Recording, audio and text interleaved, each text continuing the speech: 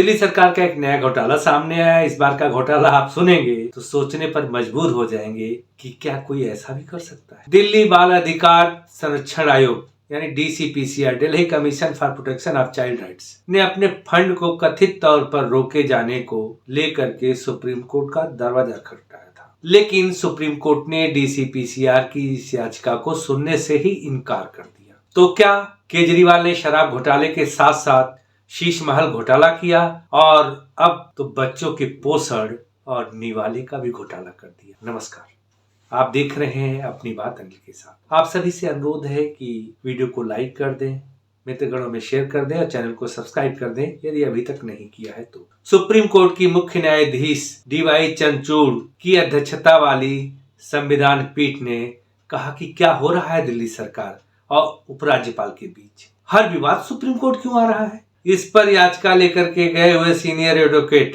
DCPCR के शंकर नारायण ने कहा कि आयोग द्वारा दायर याचिका दिल्ली सरकार और LG के बीच अब तक शीर्ष अदालत में आए अन्य विवादों से थोड़ा अलग है। तो जानते हैं कि यह अलग कैसे है। शंकर नारायण ने कहा कि यह एक आयोग है और आयोग को पैसा रोक दिया गया है। तो CJI DY चंद्रचूड़ जी का कहना था कि इस न्यायालय ने व्यापक संवैधानिक मुद्दों से संबंधित जो याचिकाएं थी उन पर विचार किया है अभी तक। अब आप इस मामले को लेकर के दिल्ली हाई कोर्ट जाइए। तो शंकर नारायण ने कहा कि यह बच्चों से जुड़ा हुआ मामला है और इस फंड को रोका नहीं जा सकता। हम 60 लाख बच्चों को कैसे बता सकते हैं कि हमारे पास फंड नहीं है और पैसा भी नहीं आएगा। तो CJI ने कहा कि इसीलिए तो उच्च न्यायालय है, आप दिल्ली हाई कोर्ट जाइए। और दिल्ली हाई कोर्ट पर दबाव क्यों नहीं डाल रहे हैं आप? CJI ने आगे कहा दिल्ली सरकार और उपराज्यपाल के बीच हर 2 दिन में इस कोर्ट में बात हो रही है। बस मार्शल योजना बंद कर दी गई। हमें यहाँ अनुच्छेद 32 के तहत याचिका पर विचार करना चाहिए, लेकिन इस मामले का क्यों? तो आइए जानते हैं कि दिल्ली बाल अधिकार संरक्षण आयोग का यह मामला क्या है। अब दिल्ली बाल अधिकार संरक्षण आयोग करता क्या है? तो यह बच्चों से संबंधित शोषण, दुर्व्यवहार, श्रम तस्करी और हिंसा से बच्चों की सुरक्षा करता है, यौन अपराधों से बच्चों की सुरक्षा करता है, बाल विवाह से बच्चों की सुरक्षा करता है, शिक्षा का अधिकार देता है और गर्भावस्था देखभाल, शिशु देखभाल, पोषण, मानकों, टीकाकरण, कुपोषण से सुरक्षा आदि पर जोर देने के साथ स्वास्थ्य का अधिकार भी यह देता है। विशेष आवश्यकता वाले बच्चों के अधिकारों का भी संरक्षण करता है, मादक द्रव्यों के सेवन से बच्चों की सुरक्षा करता है, अपराध करने की स्थिति में बच्चों के लिए कानूनी सुरक्षा मुहैया करवाता है और खेलने का अधिकार देता है। इतना काम करता है बाल अधिकार संरक्षण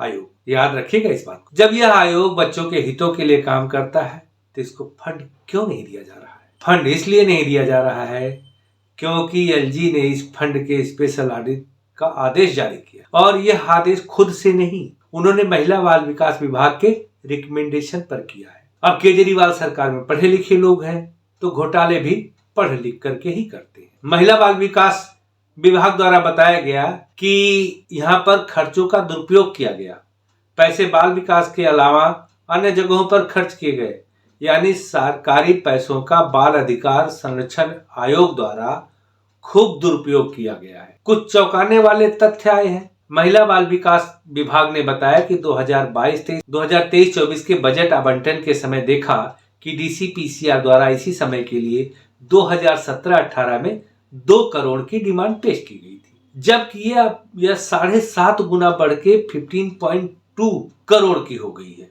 और इतना ही नहीं, यह भी पाया गया कि DCPCR पैसे खर्च तो कर रहा है लेकिन अपने अधिकृत क्षेत्र और कार्य से हटकर अन्य जगहों पर कर रहा है।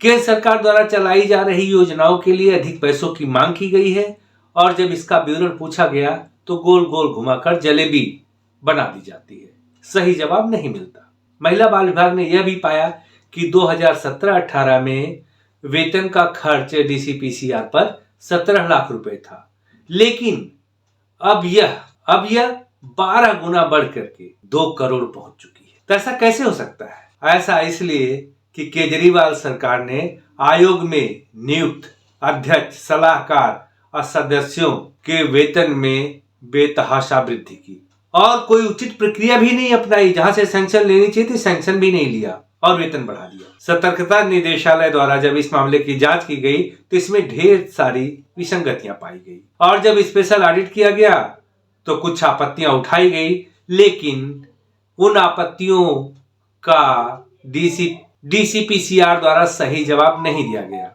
नए लोगों की नियुक्ति, वेतन वृद्धि के लिए सक्षम अधिकारियों की अनुमति भी नहीं ली गई।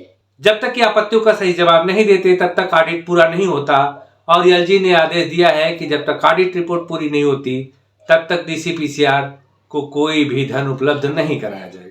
अब बताया जाता है कि डीसीपीसीआर के अध्यक्ष और कई सदस्य कई पदों पर जो नियुक्तियां हुई हैं उनका आम आदमी पार्टी से राजनीतिक संबंध है। कई लोग डायरेक्ट इसके साथ जुड़े हुए हैं तो कुछ लोगों के परिवार डीसीपीसीआर में नियुक्त है।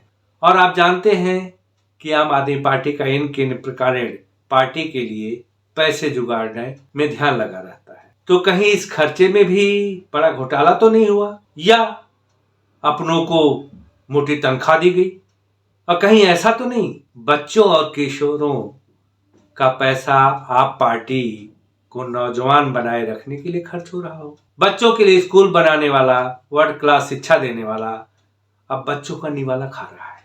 तभी देखिए हाई कोर्ट में मुकदमा जाता है, वहां पर क्या होता है। जो होगा वो खबर लेकर के आऊंगा। तो आपने वीडियो को लाइक कर दिया होगा, चैनल को सब्सक्राइब कर दिया होगा।